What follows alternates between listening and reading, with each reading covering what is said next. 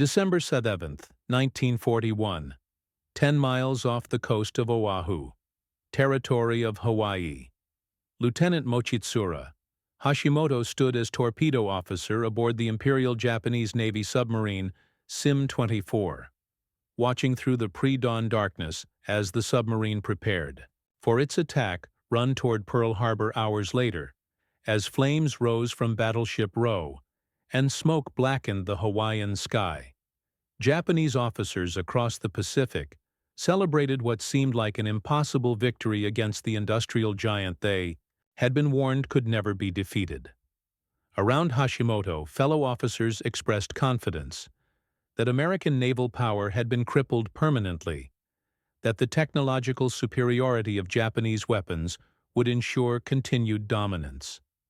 What none of them realized was that in those burning harbors lay the seeds of Japan's ultimate destruction, and that the weapon which would sink their empire was already being loaded into American submarines, flawed beyond comprehension, dismissed by Japanese intelligence as evidence of American technological weakness. The mathematics of Japanese naval defeat were being written not in the spectacular carrier battles that would capture headlines, but in the grinding technical failures of American torpedoes that would ironically lead to the most devastating submarine campaign in naval history.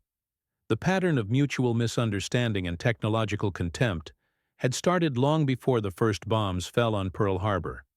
The arrogance began on May 13, 1940, when a walk-in source whose identity remains secret to this day gave the United States naval attaché in Tokyo detailed intelligence about the Type 93 oxygen torpedo. This weapon, which Allied forces would later call the Long Lance, represented the peak of Japanese naval engineering and a technological achievement that should have scared American naval planners. The specifications were extraordinary and, to Western eyes, almost unbelievable, with a range over 22,000 yards at 48 knots and 33,000 yards at slower speeds, carrying a warhead of 1080 pounds of high explosive. It was the most advanced torpedo in the world by a large margin. The source provided technical drawings, performance data, and operational doctrine that explained exactly how Japanese destroyers and cruisers would use this weapon in night surface actions. The Office of Naval Intelligence carefully studied the report, sent it to the Bureau of Ordnance for technical assessment, and got back a conclusion that would turn out to be catastrophically wrong. The Bureau dismissed the intelligence completely. The reasoning was simple and showed prejudices that were common in Western military thinking about Asian abilities. Japanese engineers, the Bureau decided, could not possibly have made a torpedo more advanced than American weapons. The use of pure oxygen as an oxidizer, while theoretically possible, was considered too dangerous and too complicated for an Asian naval power to handle safely. Report was filed away and mostly forgotten. Over the next months, as tensions with Japan rose, this intelligence failure would cost thousands of Allied lives and dozens of warships. This dismissal reflected a wider contempt that ran through Westerns' military thinking about Japanese abilities. In the years before the war, Admiral Richmond Kelly Turner, who would later lead amphibious forces in the Pacific and earned 4 Navy Crosses for his service, had testified before Congress in 1940 that Japanese pilots were inferior because of supposed racial traits that affected their vision and spatial awareness. These racist assumptions, presented as scientific fact, claimed that Japanese aviators did not have the night vision needed for effective combat, that their technical training was not as good as Western standards, and that their aircraft were copies of Western designs with weaker metallurgy. Army Air Force intelligence assessments from 1941 confidently said that the Zero fighter was based on outdated American designs and would be no match for American planes in combat. These assumptions cost American lives in the first months of the war, when Japanese pilots flying technically superior planes and using advanced tactical strategies controlled the skies over the Philippines, Wake Island, and the Dutch East Indies. The cost of this intelligence failure became clear almost immediately after Pearl Harbor 7. American cruisers were sunk by Type 93 torpedoes during the Pacific War. The heavy cruisers, Quincy Vincennes, Astoria, Chicago, and Northampton, fell to long lances fired from ranges the Allies thought were impossible. 9 destroyers were sunk by these weapons. The fleet aircraft carrier Hornet, already damaged by dive bombers at the Battle of Santa Cruz, was hit by long-range torpedoes launched from destroyers. Over 3,100 American sailors died directly from long lance strikes. In most cases, the ships thought they were safely out of torpedo range when the weapons hit lookouts. Scanning the horizon, saw no enemy ships close enough to be a threat. Captains maneuvering their ships believed they were outside the danger zone, based on intelligence estimates of Japanese torpedo abilities.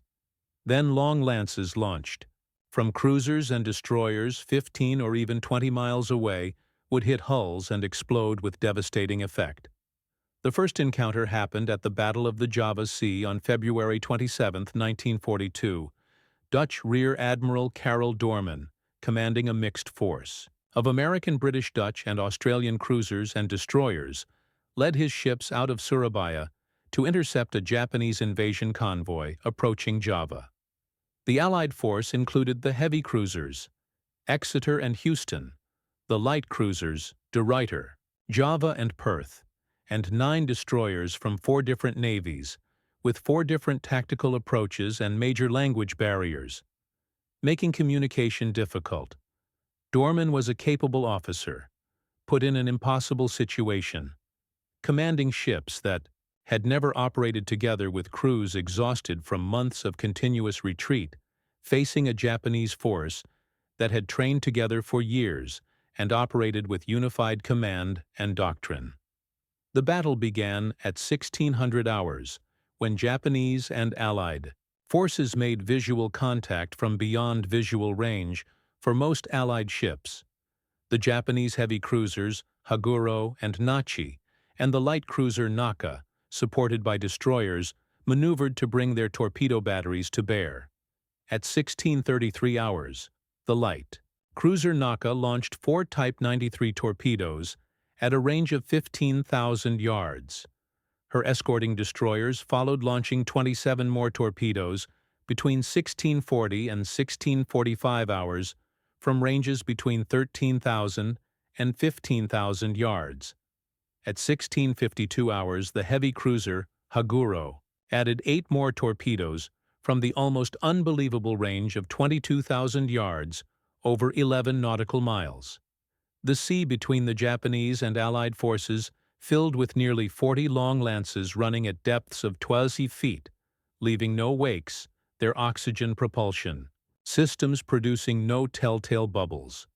Allied lookouts and sonar operators trained to detect torpedoes at much shorter ranges based on American and British torpedo capabilities saw nothing until it was too late. At 1713 hours, 1 Type 93 struck the Dutch destroyer Kortenaer midship. The half-ton warhead detonated against the destroyer's thin hull, plating the explosion, breaking her back. Kortenaer jackknifed and sank in less than 2 minutes, taking most of her crew of 150 with her Allied commanders, unable to understand torpedo attacks from such extreme ranges, concluded that submarines must be responsible. Throughout the rest of the battle, Allied ships maneuvered frantically to avoid what they thought were submarine-launched torpedoes, disrupting their formation and preventing coordinated attacks on the Japanese surface force. The battle raged for 7 hours, as Doorman tried repeatedly to reach the invasion transports, and Japanese surface forces maneuvered to block him. The heavy cruiser Exeter took an 8-inch shell hit that penetrated her boiler room, reducing her speed and forcing her out of line.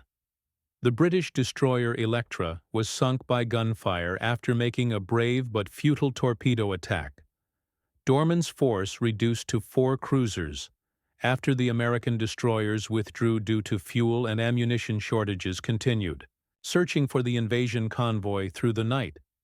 At 23:25 hours, Japanese cruisers Haguro and Nachi, tracking the Allied force by radar, launched another spread of torpedoes from long range. At 23:32 hours, one Type 93 struck the light cruiser Java, the explosion igniting her magazines.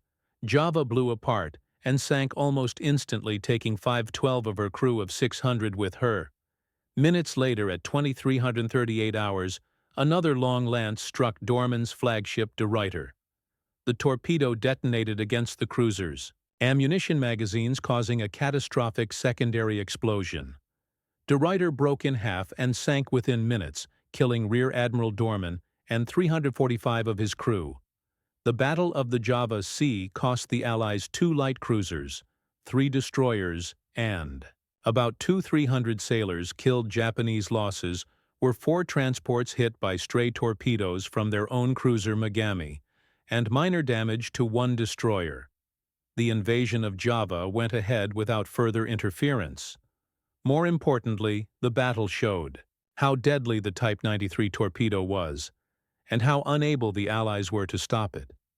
Yet American intelligence, studying battle reports and questioning survivors, refused to believe that surface ships had fired torpedoes from the reported ranges. The assessment stated that submarines were responsible, that Japanese surface torpedo abilities were similar to Allied weapons, and that reports of extreme-range torpedo attacks were exaggerations by exhausted crews under extreme stress. This pattern continued. At the Battle of Savo Island on August 9, 1942, one of the worst defeats in United States Navy history. At 01:43 hours, Japanese float planes dropped parachute flares over the Allied cruiser force protecting the Guadalcanal landings, silhouetting the American and Australian ships against the night sky. Within minutes, Vice Admiral Gunichi, Mikawa's force of 5 heavy cruisers, 2 light cruisers, and 1 destroyer had closed to torpedo range. The battle lasted 32 minutes. When it ended, the Australian heavy cruiser Canberra was sinking, having taken 2 Type 93 torpedo hits and 24 8-inch shell hits. The American heavy cruisers, Quincy Vincennes and Astoria, were all on fire and would sink before dawn. The heavy cruiser Chicago limped, away with her bow blown off by a torpedo hit. Over $1,000 Allied sailors died that night, trapped below decks as their ships burned and sank, or killed instantly by torpedo explosions that tore their vessels apart. American survivors reported torpedoes coming from impossible ranges and directions, weapons that left no visible wakes, detonations from angles that suggested Japanese torpedoes could turn and maneuver after launch.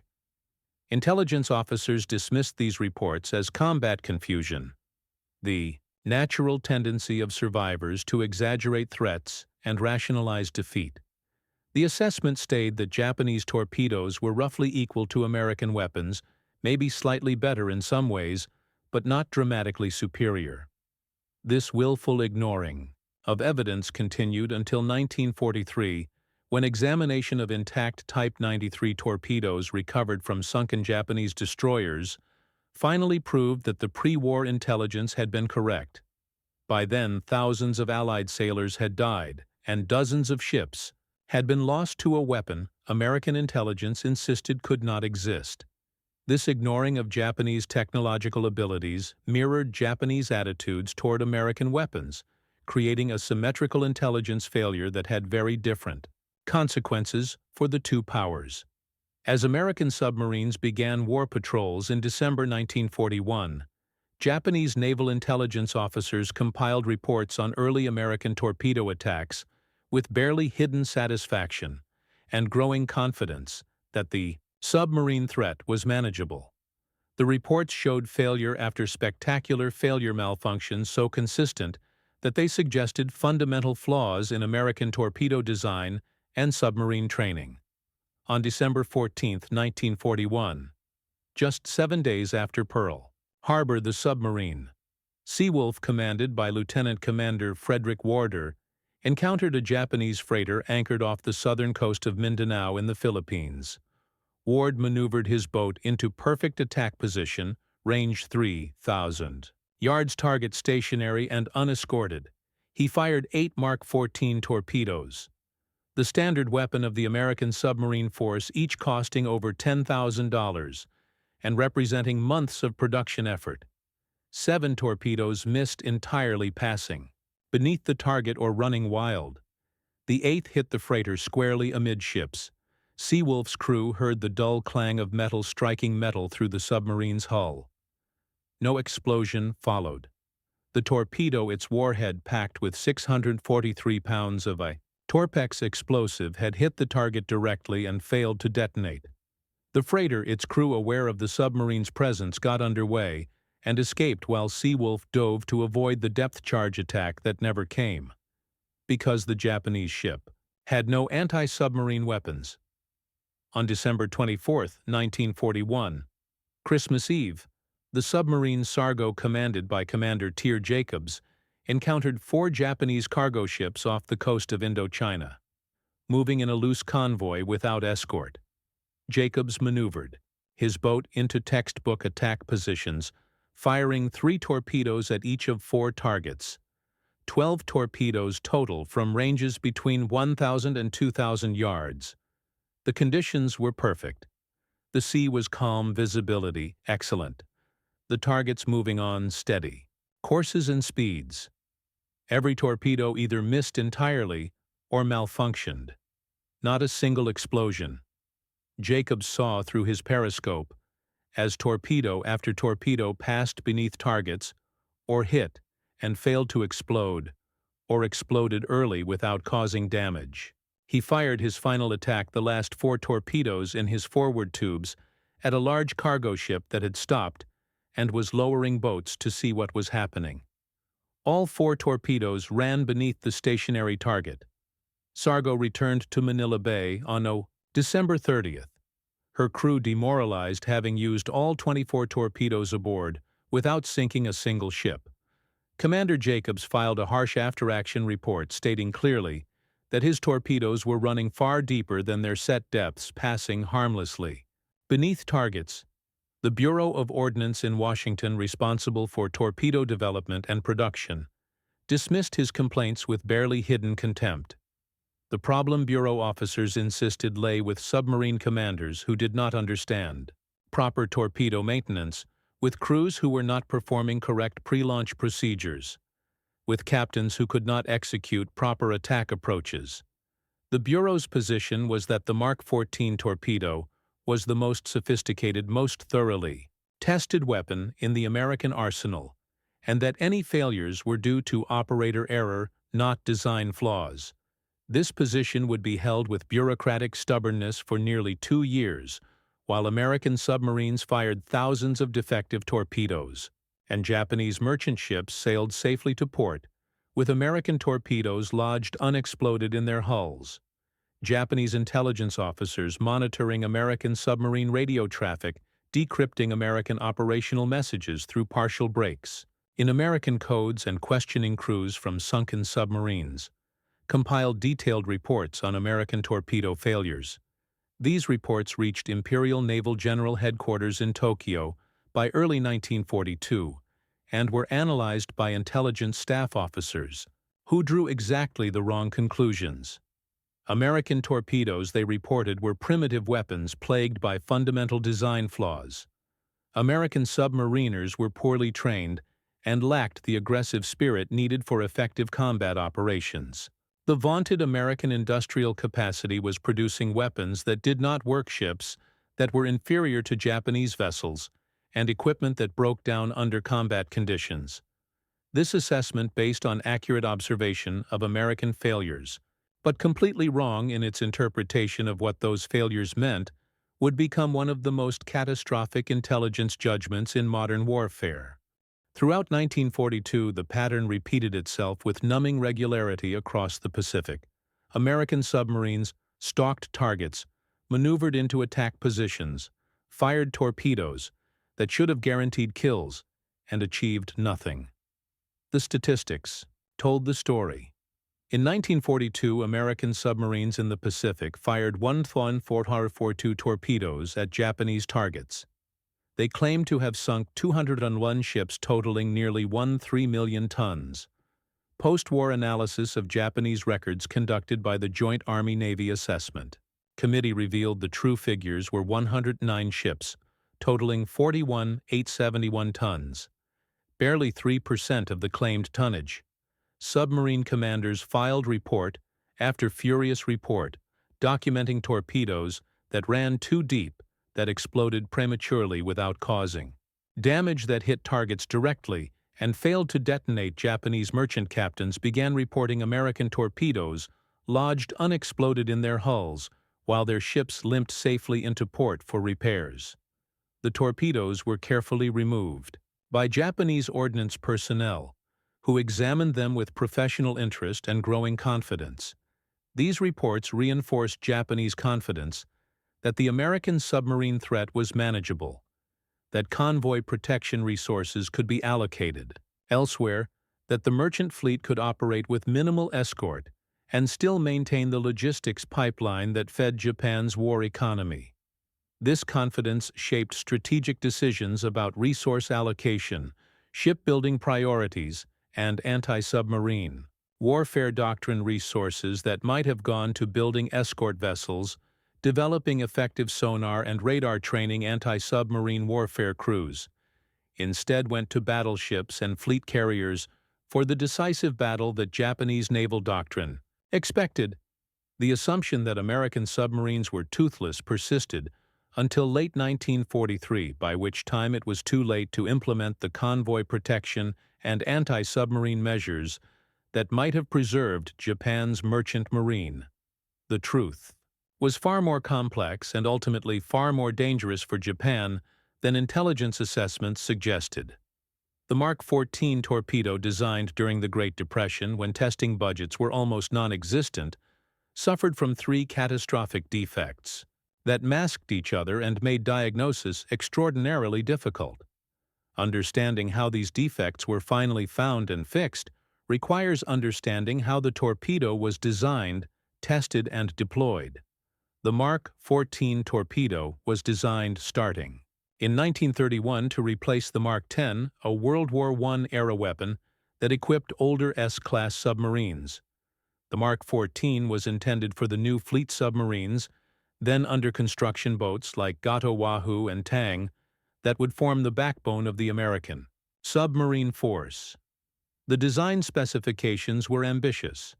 The torpedo would be 20 feet 6 inches long, weigh 3,000 pounds, carry a 643-pound Torpex warhead, and reach a range of 4,500 yards at 46 knots or 9,000 yards at 31.5 knots. It would be guided by a sophisticated gyroscope system and would run at a set depth controlled by a hydrostatic mechanism.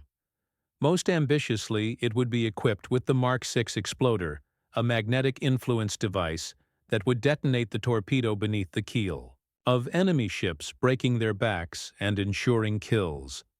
The Mark 6 exploder represented cutting-edge technology for its time. Instead of needing a direct hit on the target's hull, the Mark 6 would detect changes in the Earth's magnetic field caused by a ship's steel hull passing overhead. When these magnetic changes reached a certain threshold, the exploder would fire, detonating the torpedo beneath the target, where the explosion would be most effective. German inventors had experimented with magnetic exploders in World War I with mixed results. British torpedoes used magnetic exploders with moderate success. The American Mark 6 was designed to be more sensitive, more reliable, and more sophisticated than any previous magnetic exploder. The problem was testing a Mark 14 torpedo in 1931 cost over $10,000, equivalent to roughly $200,000 today. In the depths of the Great Depression, with naval budgets cut to the bone, and Congress investigating every expenditure, the Navy was extremely reluctant to spend money destroying expensive torpedoes in live fire tests. Instead, the Mark 14 was tested using exercise heads, dummy warheads that could be recovered after test firings. These exercise heads were filled with water and air to roughly match the weight distribution of the combat warhead, then fired at targets or through measured ranges to check depth control and gyroscope function. After firing, the torpedoes were recovered, examined, and reused. This testing method seemed sensible and economical. It was also completely inadequate. The exercise head, while approximating the weight of the combat warhead, had a different weight distribution. The combat warhead contained 643 pounds of high explosive in the forward section of the torpedo. The exercise head contained water spread throughout the warhead section. This difference in weight distribution affected the torpedo's trim and hydrodynamic characteristics in ways that would not appear until combat use. Furthermore, no live fire tests were done against actual target ships to verify that the exploder would work properly in combat. The Mark VI magnetic exploder was so secret that submarine commanders were not allowed to examine it or understand how it worked. The entire system was accepted for combat use based on calculations, laboratory tests, and exercise firings that never matched actual combat conditions. The first effect was depth control. The torpedo ran 10 to 11 feet deeper than its set depth because the depth control mechanism had never been properly tested with the heavier combat warhead. When engineers increased the warhead weight during final development, adding 80 pounds of extra explosive to increase lethality, they failed to recalibrate the hydrostatic depth sensor. Additionally, this sensor was poorly placed on the torpedo's body, where water flow created pressure variations that confused the mechanism. As the torpedo sped up, water flowing over the hull created a pressure drop at the sensor location through Bernoulli's principle, the same effect that creates lift on aircraft wings.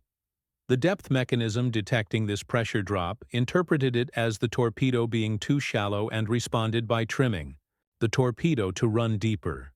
The faster the torpedo ran, the greater this effect became. Every Mark XIV fired in combat in 1941 and 1942 ran far below its intended depth. Torpedoes set to run at 10 feet depth, designed to hit a ship at the waterline, actually ran at 20 to 25 feet, passing harmlessly beneath targets. A simple lab test immersing a non-moving torpedo in a pool of static water would not reveal this problem because there was no water flow to create the pressure effect.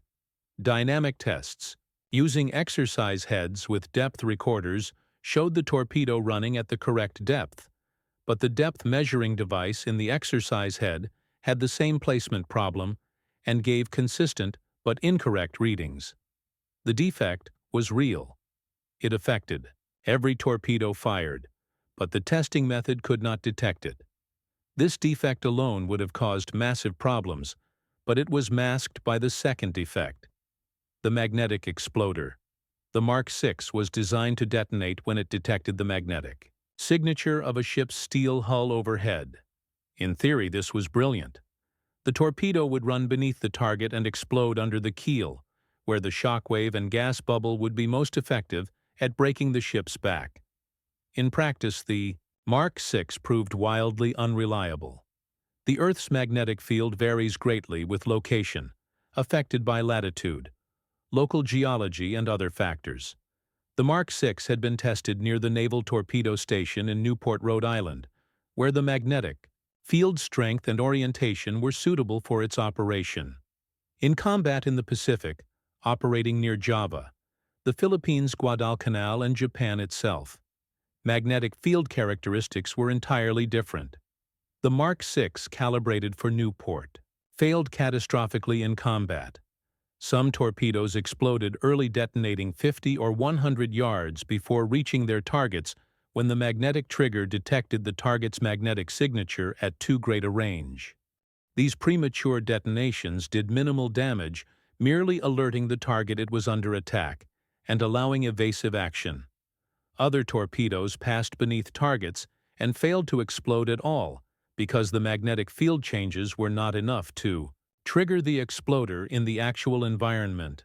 Submarine commanders watching through periscopes, as perfect shots resulted in premature detonations that did no damage, grew increasingly frustrated. They reported these malfunctions repeatedly, filing detailed after-action reports with recommendations that the magnetic feature be disabled. The Bureau of Ordnance responded by insisting that the problem was improper maintenance, incorrect calibration procedures, or failure to follow proper operating protocols. The deep-running defect and the magnetic exploder defect masked each other in a way that made diagnosis extremely difficult. Torpedoes running too deep would not trigger the magnetic exploder because they passed too far beneath the targets. Magnetic signature. Getting the torpedoes to run at the correct depth would presumably fix the exploder problem. But when depth was finally corrected in mid-1942, the Bureau of Ordnance not only ignored his recommendation, but suggested in its response that Ward needed more training in proper torpedo maintenance. Lieutenant Commander Eugene McKinney, commanding the submarine Tambor, fired 8 torpedoes at a Japanese destroyer in April 1942 from a range of 800 yards. He heard 8 dull metallic clangs as they struck the destroyer's thin hull plating. None exploded. The destroyer, now fully aware of Tambor's position and bearing counterattacked with depth charges that came close enough to shatter light bulbs throughout the submarine and cause leaks in multiple systems. Tambor barely escaped surfacing after dark, in heavy seas to ventilate the boat and make repairs. McKinney recovered 8 of his torpedoes floating on the surface. Their warheads unfired, examined them carefully, and radioed a blistering report to Pearl Harbor detailing exactly what he had seen. The Bureau of Ordnance response accused him of improper torpedo handling and poor maintenance that had caused the exploders to fail Japanese intelligence intercepts. Of these communications, partial decryptions of American submarine radio traffic and reports from agents in American-controlled ports noted that American submarine commanders were blaming their own weapons for combat failures. This was taken as clear evidence of American technological weakness and poor training.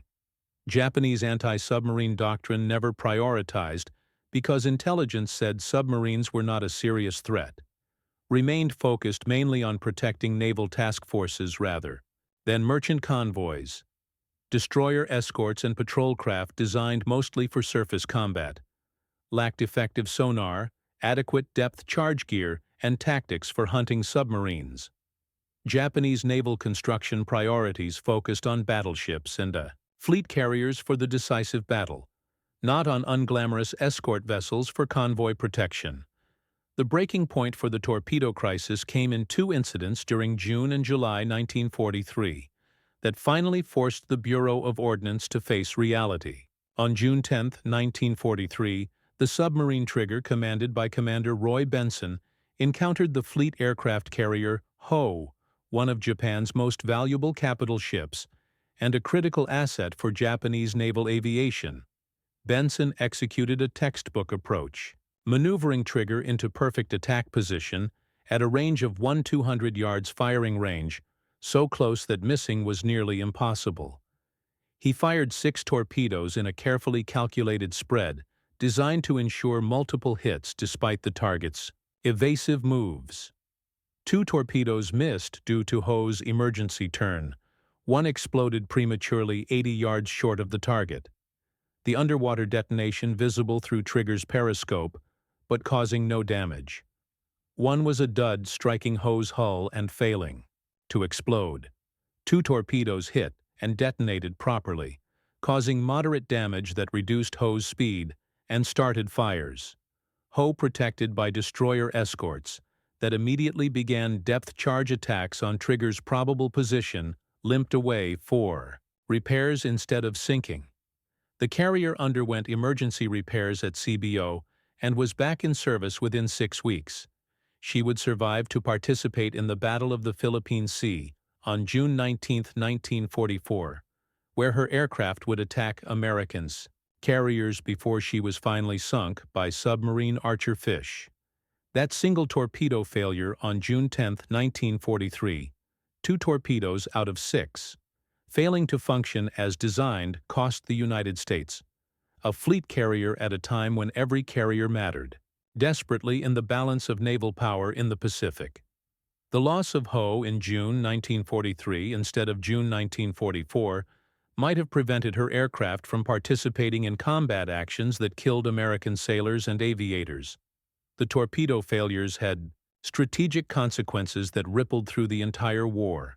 The second incident proved even more decisive in forcing the Bureau to act. On July 24, 1943, Lieutenant Commander Lawrence Daspit, commanding the submarine Tinosa on her second war patrol, spotted the 19-250-ton whale factory ship Tonan Maru, number 3 alone and unescorted south of Truk. This represented a submariner's dream target. The ship was enormous, slow defenseless, and carried critical whale oil for Japanese industry whale. Oil was used in producing nitroglycerin for explosives in food products and in various industrial processes. Sinking her would cause both immediate material loss and longer-term economic damage. Daspit maneuvered Tinosa into attack position at a range of 4,000 yards and fired 4 torpedoes. He saw 2 hits that stopped the ship dead in the water. Daspit immediately fired 2 more torpedoes. Both hit. 6 torpedo hits should have been enough to sink any merchant vessel. Tonan Maru number 3 remained afloat dead in the water, but refused to sink. With no enemy anti-submarine forces in sight, Daspit had time. He carefully maneuvered Tinosa into a textbook. Perfect position. 875 yards directly abeam of the target where missing was impossible, and every torpedo would strike at the optimal 90-degree angle.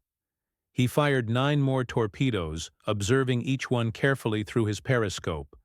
Despite Japanese machine gun fire from the target ship, all 9 hit the stationary target squarely at the optimal angle. None exploded. Daspit heard the dull thuds of impact through Tinosa's hull. Not a single torpedo detonated. Daspit, suspecting he had received a bad production batch from the torpedo factory, kept his last torpedo unfired for analysis by experts back at Pearl Harbor and cleared the area before Japanese aircraft could arrive. He had fired 15 torpedoes at a perfect target under ideal conditions. 6 had hit and failed to explode. 9 had hit and failed to explode. None had exploded prematurely or run wild. All had functioned perfectly, except for the one critical function of exploding. Rear Admiral Charles Lockwood, commander, Submarines Pacific Fleet, since January 1943, recognized that Daspit's experience represented a controlled experiment conducted under combat conditions. Lockwood was himself an experienced submariner, having commanded submarines in the 1920s and 1930s before moving to senior positions. He had listened to 2 years of his submarine commanders reporting torpedo failures. He had watched as the Bureau of Ordnance blamed every failure on operator error, poor maintenance, or improper attack procedures. He had seen the morale impact on submarine crews who were risking their lives executing perfect attacks, only to have their weapons fail. He had read the intelligence reports suggesting Japanese merchant ships were arriving in port with unexploded American torpedoes lodged in their hulls. He now had proof documented in Daspit's patrol report with photographs and detailed observations that the contact exploder was fundamentally defective. Lockwood ordered immediate testing. His staff constructed a testing range where dummy warheads could be dropped from a pier crane onto steel plates positioned at various angles to simulate torpedo impacts. The tests revealed that the firing pin mechanism bound and jammed at high impact velocities, particularly at 90-degree impact angles. The heavier the firing pin and the stiffer the deceleration, the more likely the binding became. Direct 90-degree hits. The supposedly perfect shots that submarine commanders were trained to take generated such sudden deceleration that the firing pin couldn't move fast enough to strike the detonator cap. The contact exploder was fundamentally defective, and the defect became worse with perfect shooting. The solution came from an unexpected source. During the Pearl Harbor attack, American anti-aircraft fire had shot down several Japanese aircraft engineers examining the wreckage at the Naval Air Station. Discovered that the propeller blades were made from a lightweight aluminum alloy rather than the steel used in American propellers. This material, strong enough for its purpose but significantly lighter than steel, suggested a solution to the firing pin problem. If the firing pin were made from lightweight aluminum, instead of steel, it would have less inertia during deceleration and would be less likely to bind. Tests confirmed the theory. By September 1943, 21 months after Pearl Harbor, modified torpedoes with aluminum firing pins and other design improvements began reaching submarines at Pearl Harbor and Fremantle. The transformation in American submarine effectiveness after September 1943 represented one of the most dramatic capability shifts in naval warfare history. From December 1941 through August 1943, American submarines had operated with their primary weapon barely functional. 3 separate catastrophic defects, each masking the others, had rendered the Mark 14 torpedo unreliable at best and completely useless at worst. Submarine commanders had adapted as best they could, setting torpedoes to run at shallower depths to compensate for depth control problems, deactivating magnetic exploders against orders to prevent premature detonations, attempting oblique angle shots instead of the perfect 90° angles they had been taught. But these were workarounds, temporary measures that addressed symptoms without curing the underlying disease. After September 1943, with all 3 defects corrected, the Mark 14 became the weapon it had been.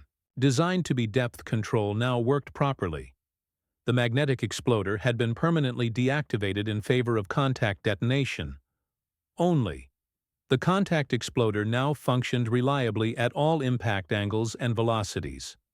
Submarine commanders, who had learned their trade in the school of hard experience, who had survived 2 years of combat, despite defective weapons, now possessed torpedoes that actually worked.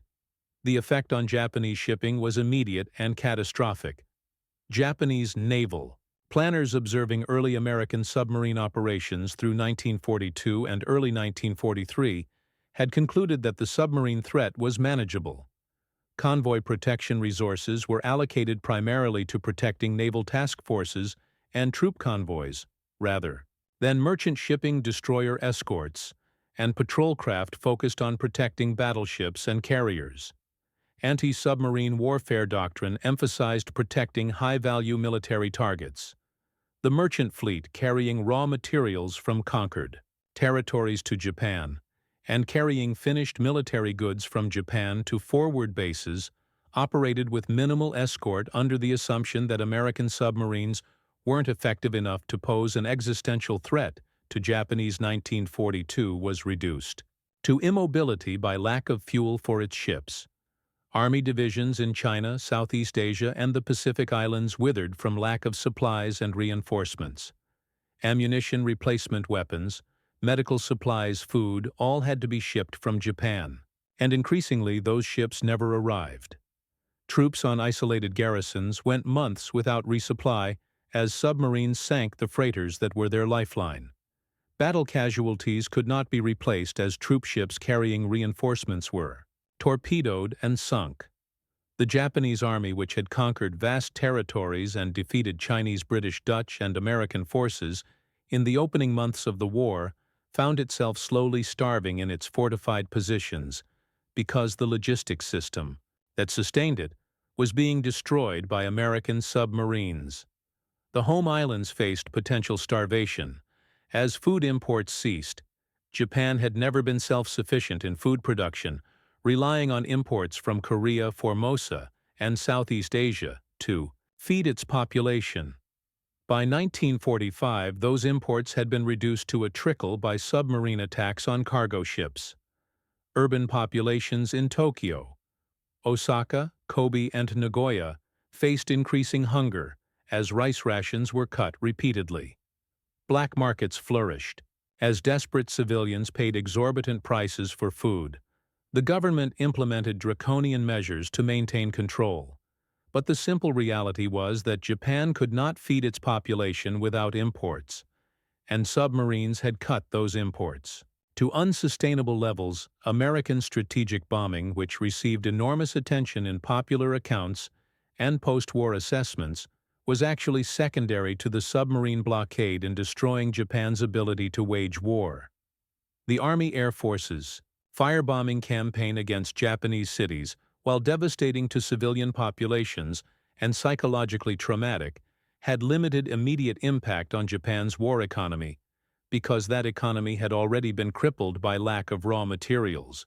Factories could not operate without steel, aluminum, coal, and oil, regardless of whether they were being bombed.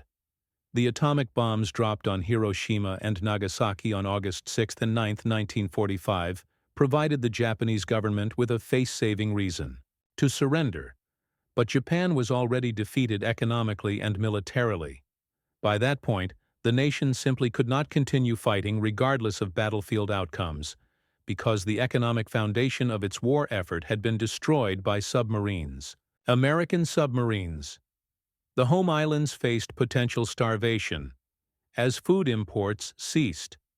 Japan had never been self-sufficient in food production, relying on imports from Korea, Formosa, and Southeast Asia to feed its population. By 1945, those imports had been reduced to a trickle by submarine attacks on cargo ships. Urban populations in Tokyo, Osaka, Kobe, and Nagoya faced increasing hunger, as rice rations were cut repeatedly. Black markets flourished as desperate civilians paid exorbitant prices for food. The government implemented draconian measures to maintain control, but the simple reality was that Japan couldn't feed its population without imports, and submarines had cut those imports to unsustainable levels. American strategic bombing, which received enormous attention in popular accounts and post-war assessments, was actually secondary to the submarine blockade in destroying Japan's ability to wage war.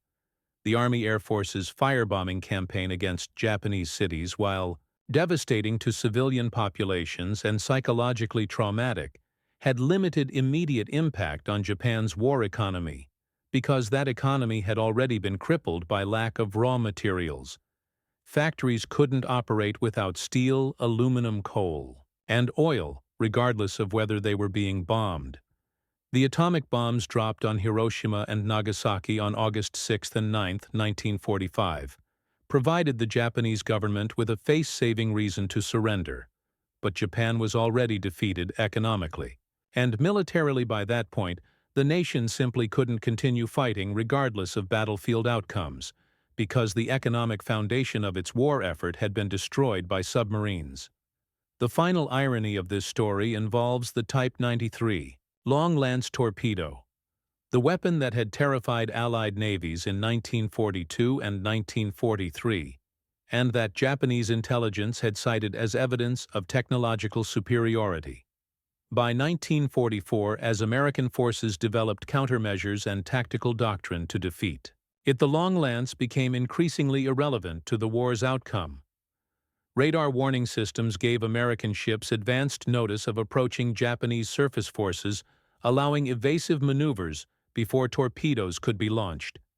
Better damage control techniques helped ships survive torpedo hits that would have sunk them earlier in the war. Tactical formations that minimized exposure to torpedo attacks reduced the effectiveness of long-range torpedo salvos. Most importantly, increasingly, aggressive American surface forces supported by overwhelming air power sank Japanese torpedo-launching platforms faster than Japan could replace them. By 1944, American cruisers and destroyers engaged Japanese surface forces with confidence born of technological advantages that outweighed Japanese torpedo range. American ships had radar fire control that allowed accurate gunnery at night and in poor visibility. They had reliable radio communications that enabled coordinated fleet actions. They had numerical superiority in virtually every engagement. The weapon that should have been Japan's decisive advantage in surface combat became a sideshow as American submarines systematically destroyed the merchant fleet that kept the Japanese war machine operating. Japanese destroyers and cruisers designed to deliver devastating torpedo attacks in night surface actions found themselves relegated to escort duty, protecting what remained of the merchant fleet, a role for which they were poorly suited and which they performed inadequately. The Battle of the Philippine Sea in June 1944 illustrated how completely the balance of naval power had shifted. On June 19, 1944, the submarine Kavala, commanded by Commander Herman Koestler, intercepted the Japanese fleet carrier Shukaku. As the carrier recovered aircraft after launching strikes against American forces, Koestler fired 6 torpedoes at a range of 200 YD4 struck home the explosions, detonating aviation, gasoline storage, and triggering catastrophic secondary explosions. Shukaku, veteran of Pearl Harbor, Coral Sea, and Santa Cruz flagship of Japanese carrier operations in 1942, sank in minutes, taking 263 crew with her.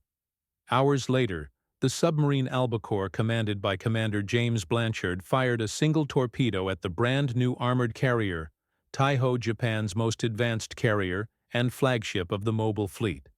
The torpedo struck forward, causing what appeared to be minor damage.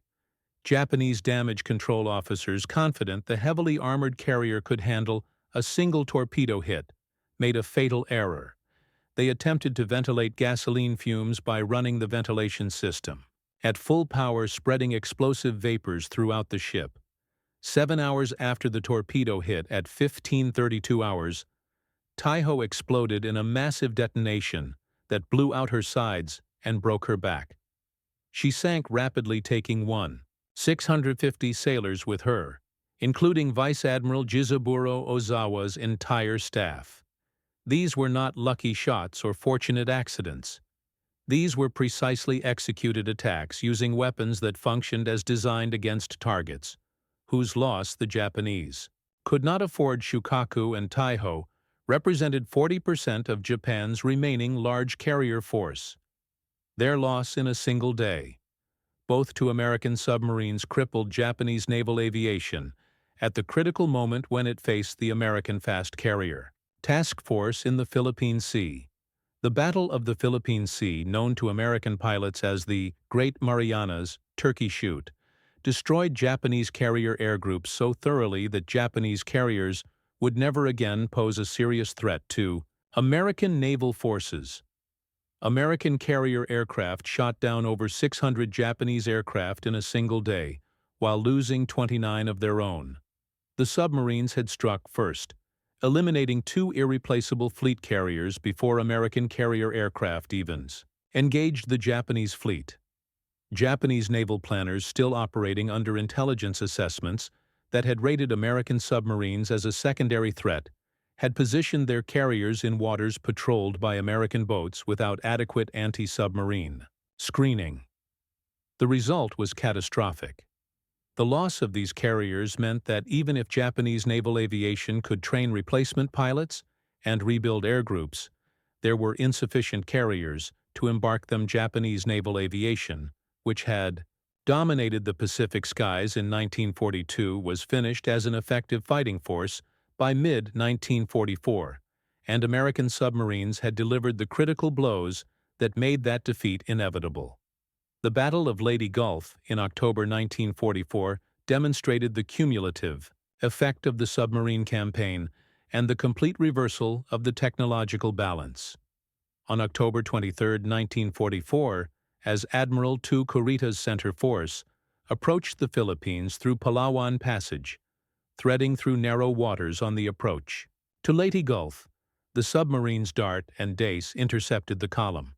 The submarines were positioned along the expected transit route based on excellent intelligence from code-breaking operations, demonstrating the integration of communications intelligence with tactical operations that characterized American submarine warfare. By 1944, at 05:32 hours, Dart, commanded by Commander David McClintock, detected the Japanese column on radar at 30.00 wide range. He maneuvered his boat into attack position, tracking the force for 4 hours while radioing contact reports that allowed Dace, commanded by Commander Bladen Claggett, to position for a coordinated attack. At 09:27 hours, Dace fired 6 torpedoes at the heavy cruiser Atago, Admiral Kurita's flagship. 4 torpedoes hit the explosions, tearing huge holes in Atago's hull, Below the waterline, Otago lost all electrical power immediately. Her engineering spaces flooded, and she began to sink rapidly. Admiral Kurita and his staff abandoned ship swimming in the oil-covered water as destroyers maneuvered to rescue them. Otago sank at 0955 hours, just 28 minutes after the torpedo hits, taking 360 of her crew of 800 with her dart, immediately. Shifted targets firing 4 torpedoes at the heavy cruiser. Takao. All 4 hit the explosions, breaking Takao's back and flooding multiple compartments. Takao didn't sink immediately, her crew managing to isolate flooded sections and keep her afloat. But she was crippled so severely that she had to withdraw from the battle escorted by 2 destroyers. She would spend the remainder of the war under repair at Singapore, never returning to service. Dace firing from the opposite side of the Japanese column targeted the heavy cruiser Maya, launching 4 torpedoes at 0956 hours. Multiple torpedoes hit the explosions, breaking Maya's keel and detonating her magazines. Maya broke in half and sank in 8 minutes, taking 769 of her crew of 1, IDE-00 with her. In a single coordinated attack lasting less than 30 minutes, 2 American submarines had sunk 2 fleet cruisers, crippled a third, and left the commander of the center force without a flagship staff command center or effective communications. At the opening of the largest naval battle in history, Admiral Kurita transferred his flag to the battleship Yamato, but he had lost his communications equipment, his charts, his operations staff, and hours of critical time during the transfer. His subsequent performance at Leyte Gulf, characterized by hesitation, confusion, and ultimately withdrawal, despite having American landing forces at his mercy, may have been partially attributable to the submarine attack that disrupted his command structure. At the critical moment, whether Kurita would have pressed his attack more aggressively with his original staff and command facilities aboard Otago is unknowable, but the submarine attack certainly contributed to the uncertainty that led him to withdraw when success was within reach. The broader strategic impact of Leyte Gulf was that the Imperial Japanese Navy ceased to exist as an effective fighting force. Japan lost 1 fleet carrier, 3 light carriers, 3 battleships, 6 heavy cruisers, 4 light cruisers, and 11 destroyers. The ships that escaped, including the super battleship Yamato, were trapped in home waters by fuel shortages caused by submarines sinking. Tankers faster than Japan could replace them. Yamato had fuel for only a one-way mission voyage when she sortied in April 1945 for a suicide attack on American forces at Okinawa. She was sunk by carrier aircraft without ever reaching her target, going down with 498 of her crew of 332. The remaining carriers, without fuel to train replacement pilots or to conduct combat operations, sat idle while their aircraft were expended in kamikaze attacks.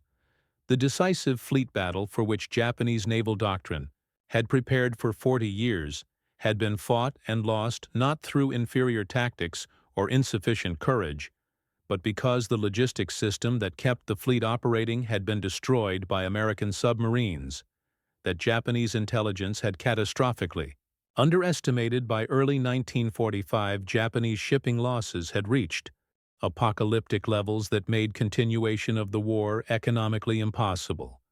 American submarines operating with reliable torpedoes, sophisticated intelligence about convoy routes from code-breaking operations, and aggressive commanders who had learned their trade in the crucible of combat intercepted and destroyed shipping at a rate Japan could not sustain.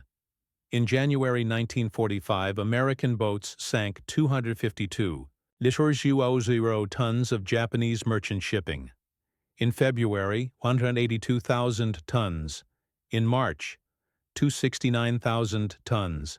In April, 186,000 tons. Each month, submarines were sinking the equivalent of Japan's entire monthly shipbuilding capacity several times over. Each sinking represented not just lost cargo but lost crews, lost shipbuilding capacity, lost strategic mobility, and another step toward economic collapse.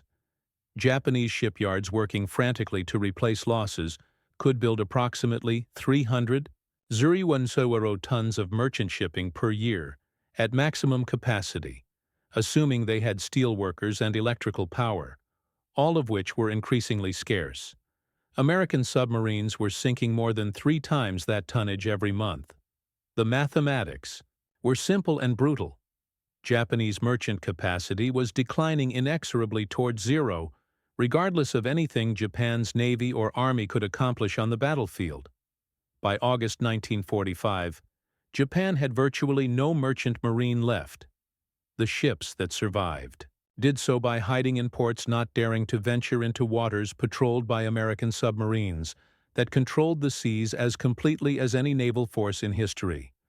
The human cost of the submarine campaign remains difficult to quantify precisely, but was certainly devastating for Japanese merchant sailors. These men, civilians serving aboard merchant vessels, died by the thousands as submarines torpedoed their ships, trapped below decks as torpedoes blasted holes in hulls, drowning in oil-filled waters, burned alive when tankers exploded, dying of exposure in lifeboats that drifted for weeks without rescue. Japanese merchant sailors suffered terribly. The Imperial Japanese Navy maintained no effective rescue service for merchant sailors, viewing them as expendable civilian personnel, rather than critical national resources whose survival should be prioritized. Many American submarine commanders, operating under unrestricted warfare orders, but retaining human compassion, surfaced after attacks to offer survivors water, food, and directions to the nearest land. Japanese military personnel, indoctrinated to view Americans as barbaric racists, often refused assistance, swimming away from rescue, or refusing help, rather than accepting aid from enemies they had been taught were less than human. The story of Japanese dismissal of American torpedo improvements stands as a case study in how intelligence failures compound into strategic catastrophe.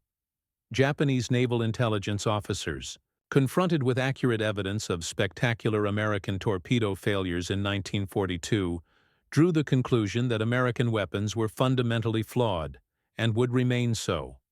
This assessment shaped resource allocation decisions that prioritized decisive battle doctrine over convoy protection and anti-submarine warfare. When American engineers systematically identified and fixed every torpedo defect, Japanese intelligence agencies were slow to recognize the transformation, and even slower to convince operational commanders to adjust strategy and tactics accordingly. By the time Japanese naval planners understood the true magnitude of the submarine threat, it was too late. The ships had already been sunk. The merchant marine had been destroyed.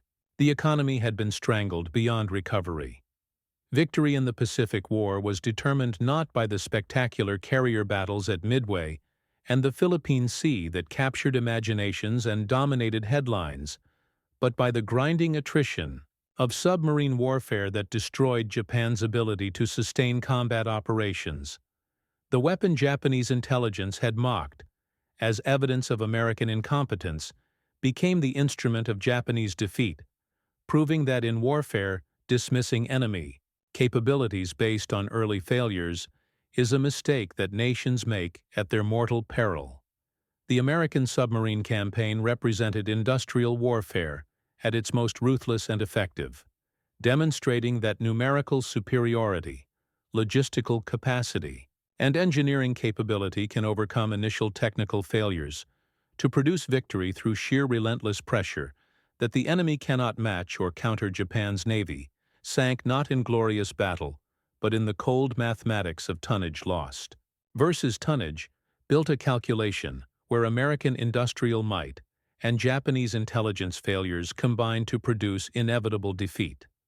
The submarines that Japanese intelligence had dismissed as incompetent with defective weapons became the force that strangled the Japanese Empire, sinking more tonnage than all other American forces combined, destroying the maritime logistics system that an island nation required for survival, and demonstrating that wars are won not just by tactical brilliance or operational excellence, but by the grinding economic realities of industrial capacity, resource availability, and the ability to learn from failures and implement solutions. Japanese intelligence failed to understand that American failures in 1942 were temporary technical problems that American engineering and industrial capacity would eventually solve, not permanent indicators of fundamental inferiority. That failure of imagination and assessment cost Japan the